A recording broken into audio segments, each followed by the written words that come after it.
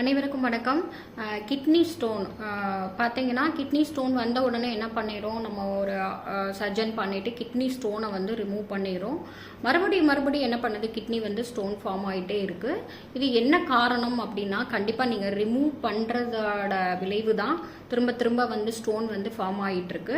இதோட ரூட் வந்து என்ன அப்படின்னா, கிட்னி வந்து என்னோட ஒர்க்கை என்னால் செய்ய முடியல, என்னோட கழிவுகளை வந்து வெளியேற்ற முடியல, நான் கஷ்டப்பட்டுட்டு இருக்கேன், அந்த கழிவு வந்து தேங்குறதுனால தான் ஸ்டோனாக வந்து ஃபார்ம் ஆகிட்டுருக்கு. அப்போ வந்து ஸ்டோன் ரிமூவ் பண்ணுறது வந்து ரொம்ப முக்கியம் கிடையாது. அந்த கிட்னியோட ஃபங்க்ஷனை வந்து நம்ம என்ன பண்ணணும், ட்ரீட்மெண்ட் கொடுத்து அதோட கழிவுகளை வெளியேற்றுறதுக்கு நம்ம என்ன பண்ணணும், ட்ரை பண்ணணும்.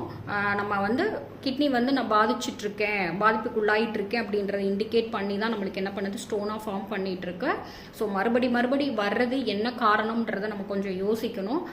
நம்ம கிட்னிக்கு வந்து எனர்ஜி வந்து கொடுத்து அதோட ஒர்க்கை வந்து நம்ம செய்ய விட்டுட்டோம் அப்படின்னாலே கண்டிப்பாக வந்து பார்த்திங்கன்னா அடுத்து வந்து அந்த ஸ்டோன் வந்து ஃபார்மிங் ஆகாது.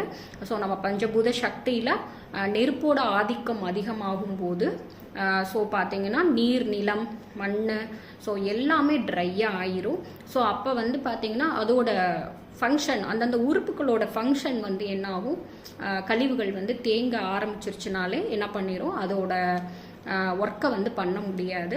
ஸோ அக்குபென்ச்சரில் பல்ஸ் டயக்னோஸ் பண்ணிவிட்டு நீங்கள் வந்து கிட்னிக்கு வந்து அதோட ஒர்க்கை வந்து நீங்கள் பண்ணுறதுக்கு வந்து நீடலிங் கொடுக்கும்போது நெக்ஸ்ட்டு வந்து கிட்னி ஸ்டோன் வராமல் என்ன பண்ணிக்கலாம், நம்ம தடுத்துக்கலாம்.